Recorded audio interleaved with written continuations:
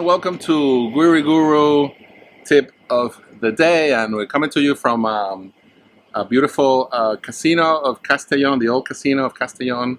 We're on the Valencia province, near the beach. This is an old Victorian era casino. We're in the patio, they have palm trees, it's really nice. It's 100 degrees out there, so we're having a nice little amber beer. And we want to talk to you about driver's license, okay, in Spain.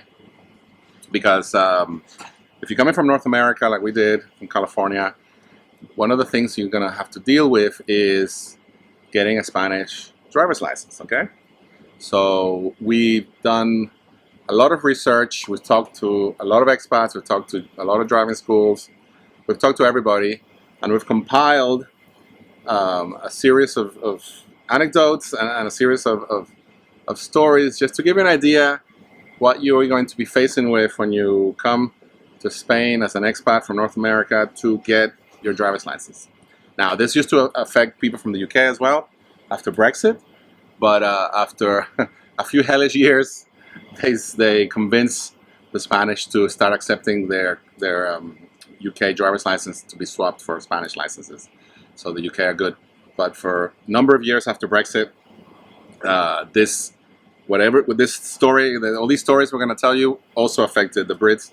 Fortunately, doesn't affect them now, but it does affect anyone from the US, like we are. It affects Canadians, Australians, etc. At the end of the video, we'll go through which countries Spain allows you to swap your license. But if you're from the US, like we are, or you're from Canada, or you're from Australia, not allowed to do that. Now, if you're from Peru, you're allowed to swap your driver's license. If you're from like Algeria, you're allowed to swap your license. I have a list here. If you're from Turkey, you're allowed to swap your license, but not. If you're from North Macedonia, you're allowed to swap your license, but not Americans. Okay, so here we go. Story number one. So we're talking a lot of expats from North America, Canadians, US, and these are the top 5 stories I got for you. Okay, so story number one. So this is a couple. They're from California. They came to Spain. They bought property, and because transit cops in the U.S. are, let's be honest, fascists. Like, you could be shot for not having, like the right paper or the right license or going to speeding or whatever. So they were pretty keen on getting a license here, thinking that cops in Spain were just as assertive as California Highway Patrol is. So they got here, got their apartment. So the first thing they did, okay, what do we do to get a license? They said, okay, you have to go to driving school. So they went to driving school. I'm gonna name names. They went to driving school, and they unfortunately didn't have their NIE yet, which is the Spanish identification number. Like, it's kind of like the Spanish green card, right? It was being processed. They were going to get it in a few days or weeks or whatever. They didn't know when they were going to get it, but they wanted to get the license process going. So they went to the driving school, and they were like, okay, yeah, you have to pay $300. For the two of you, it's $600, and you have to pass this test. It's like 300 questions, I don't know. And then you have to do the driving test. And they were like, okay, fine, we'll do it. We'll sign up. And then they were like, well, you don't have your NIE yet, so we can't really like officially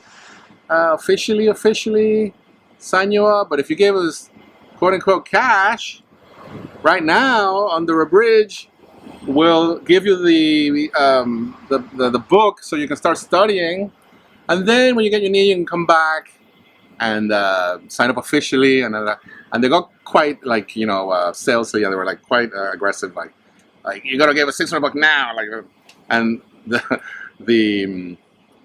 people from the driving school, they actually first they mentioned a completely different amount, like $500, and then this other lady came in, and they were like, they talked to them on themselves in Spanish, walked out, 5 minutes, came back. Oh no, if you give us $600 now in cash, we'll give you the book, and then you come back anyway. So needless to say, they walked out and didn't work with them.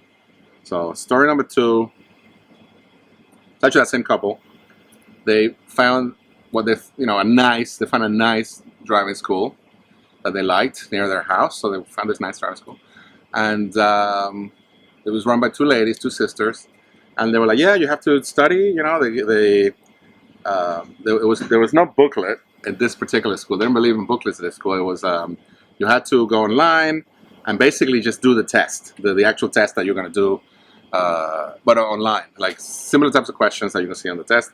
The test itself is X amount of questions, but online it was like 5 times, 10 times more of the questions. And then the good thing is that you have the option of doing the test in English, which is great. So because even if you speak Spanish, a lot of Americans they study Spanish and they're more familiar with Mexican Spanish or Puerto Rican Spanish, and Spanish here in Spain, the Castilian Spanish, they use different words for a lot of stuff. So even if you're very familiar, even if you're 100% bilingual, you might be unfamiliar with certain words about what they call it. Even what, like for example, in Puerto Rico, a car is a carro, and in Spain it's a coche, things like that. And even like a lane in Puerto Rico, Mexico is one thing, and in Spain is different. In Spain, a lane is calzada. In Puerto Rico, a calzada, or Mexico, a calzada is like the sidewalk. So the test could get confusing even if you are very good at Spanish, right? But there is an opportunity to do it in English. So tip number 1, if you're going to take any tip from this video, whatever you do the test in English, because at the end of the day, when you're under pressure doing the test, it's in English, so it's going to be easier for you, okay? Even if you speak Spanish, like I said, because of the words are different. So this couple, the wife passed on the first try. She just studied a lot and passed. The husband flunked the first one. He just said, "Oh, I've been driving my whole life.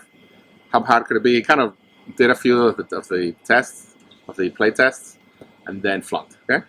But you only get 2 chances to do the written test. If you fail twice, you lose your $300.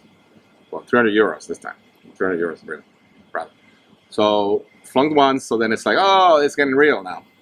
So he really studied. So went back to the driving school, talked to the ladies, and they said they've noticed that people that actually pass are the people that actually go to the driving school and sit down and take the class.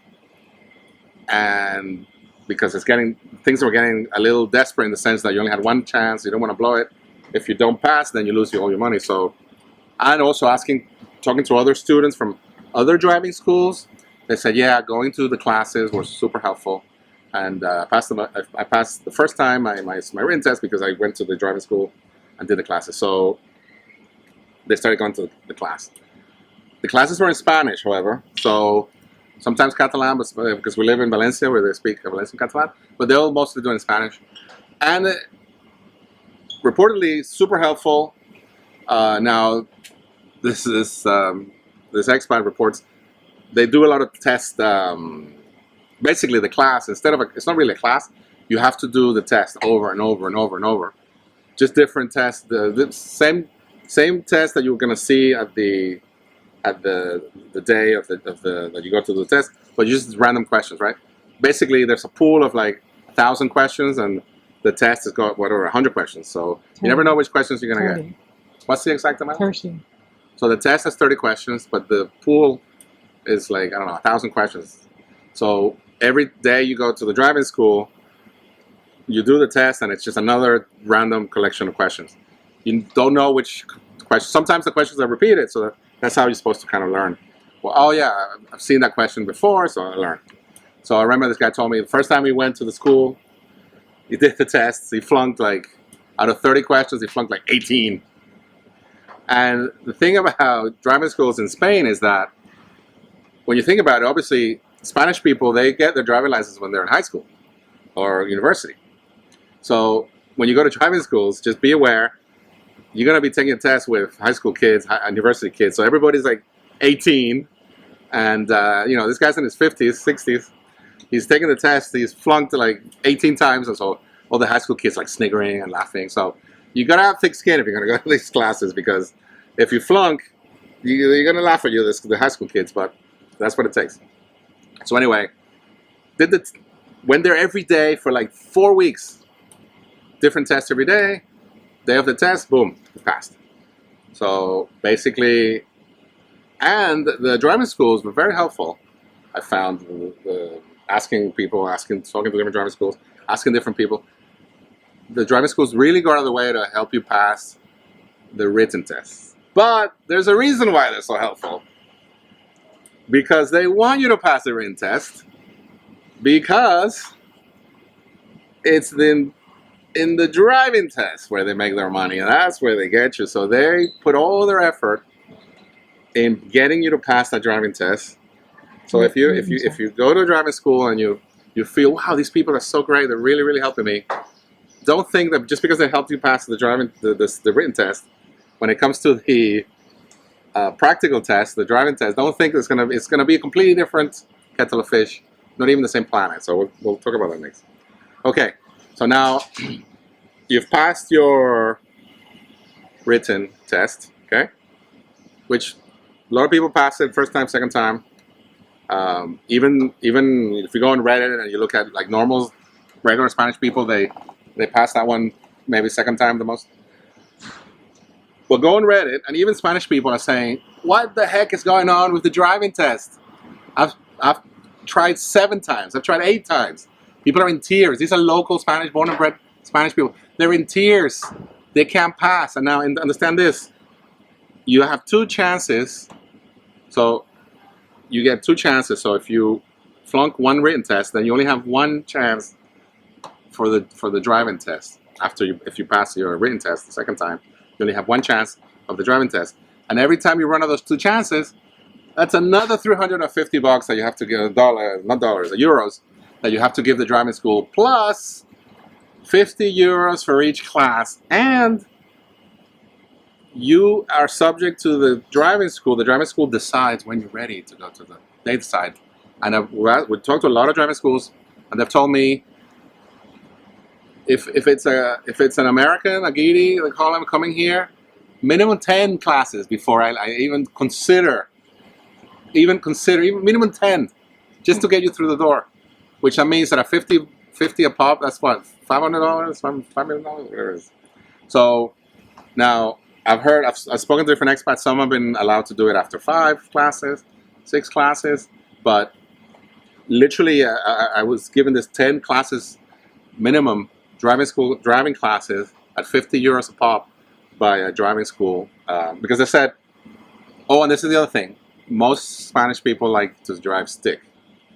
So and obviously Americans don't drive stick, most of them. Some do, obviously, but most don't. So a lot of Americans, most expats I've met here, they've bought the car they buy to live into, to use in Spain, it's an automatic car, so they don't need a license to drive stick.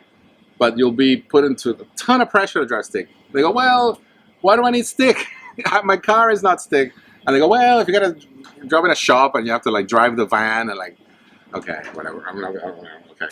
So anyway, so first you have to go through that hurdle. You have to convince them to drive stick, but that wouldn't be such an issue. The problem is most driving schools don't actually have stick automatic cars. They only have stick cars. So especially in a smaller town, like I know some expats and we actually recommend that, look for smaller towns to buy property. So the local driving school, they may not actually even have a stick car at all. Awesome. So it's automatic. Automatic. They won't have automatic. They only have stick. So you have to call around to get a stick. So story number 2. So this other couple, he's married to this lady that doesn't speak any Spanish at all. She's learning, whatever, but she doesn't speak any Spanish. So he's calling around different places, even called Benidorm, thinking, Benidorm is where all the Brits go, maybe here. And they just flat out, like, she'd passed the written test, and at the first try, she passed the written test. She did the test in English. So you figure they let you do the test in English. So you figure, they let you do the driving test in English. Oh, no. In their infinite wisdom, the Spanish system lets you do the written test in English, but the written test in English, but the practical test, the driving test, Spanish only.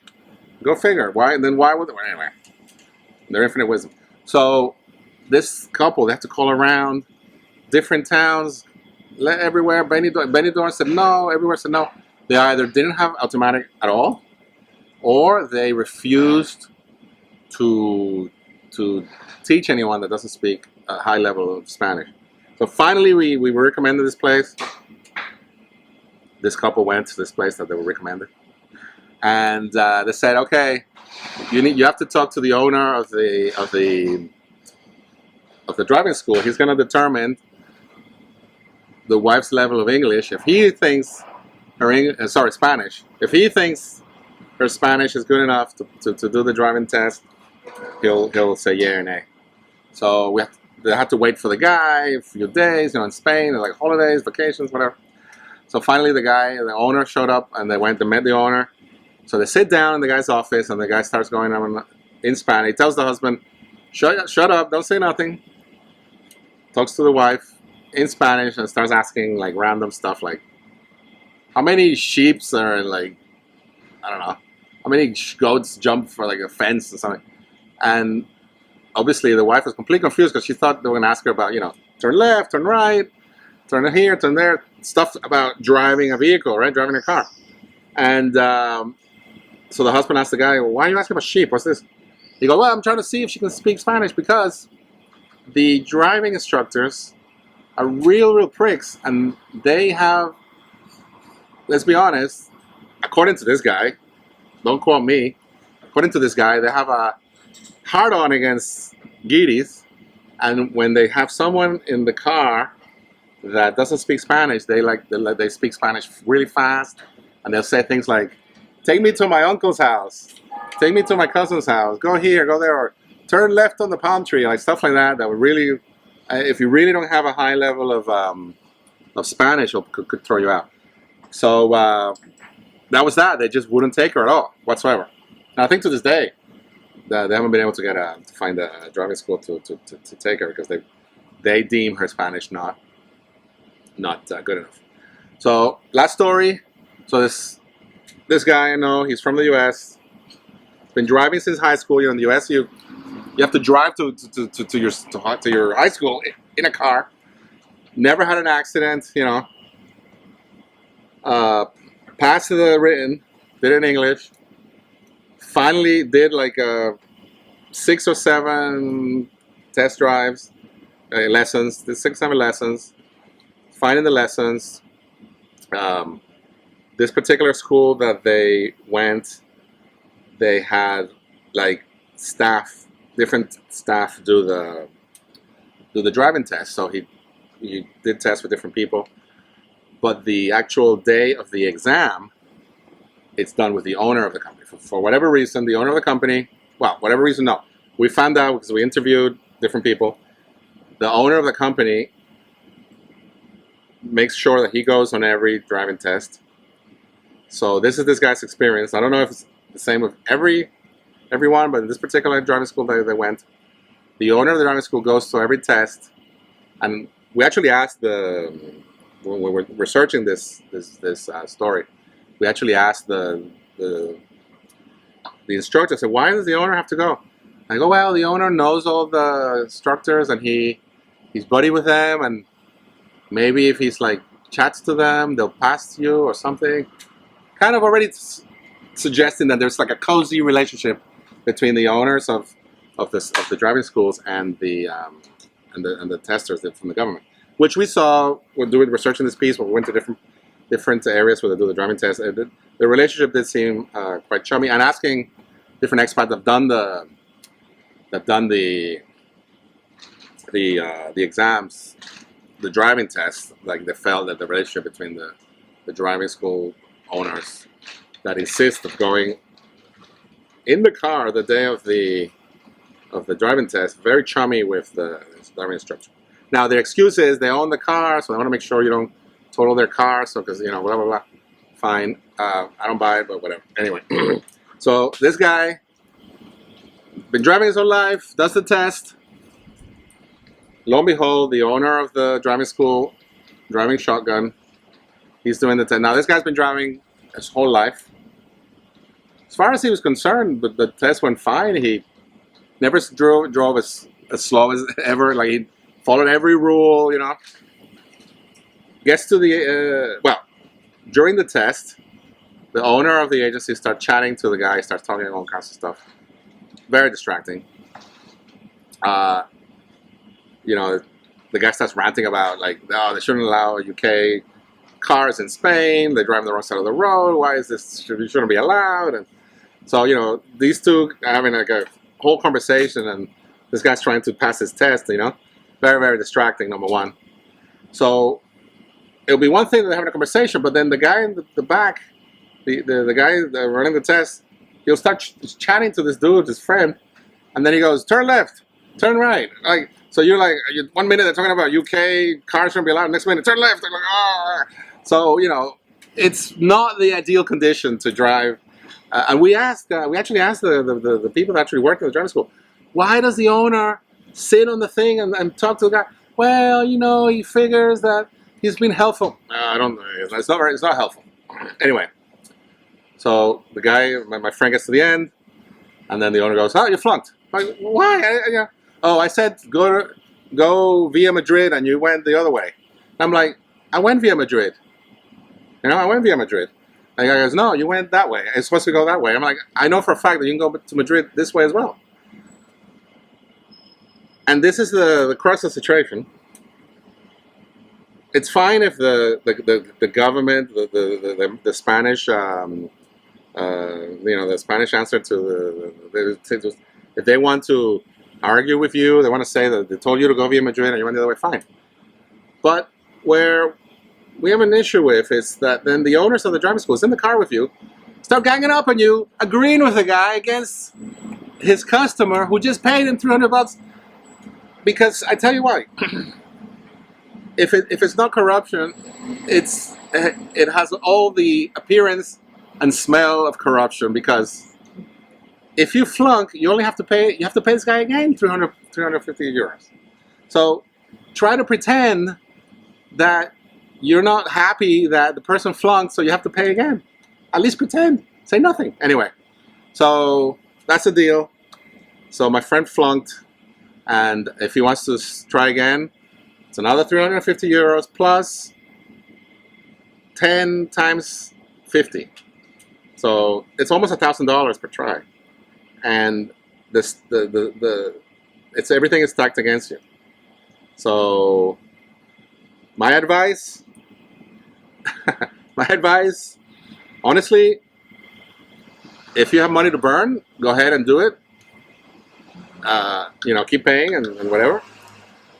My advice is check the list of countries that swap licenses with Spain. So you got Argentina, Andorra, Brazil, Chile, Colombia, Croatia, Dominican Republic, El Salvador, Philippines, Guatemala, Japan, Switzerland, Tunisia, Turkey, Monaco.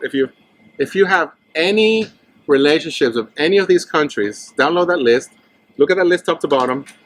If you are either a passport traveler and you're working in one of these countries, or you have a relative from there, or you're from that country, get a driver's license from one of these countries that Spain allows, and then just swap it. That's my advice, honestly. Honestly, that's the advice, because it's going to cost you a lot of money and a lot of grief. So there you have it. That's the Greek Guru tip of the day about getting your driver's license in Spain. Stay tuned for more Greek Guru tips every week, right here, right now, GreekGuru.com, so you can not just survive in Spain, but thrive. Ciao.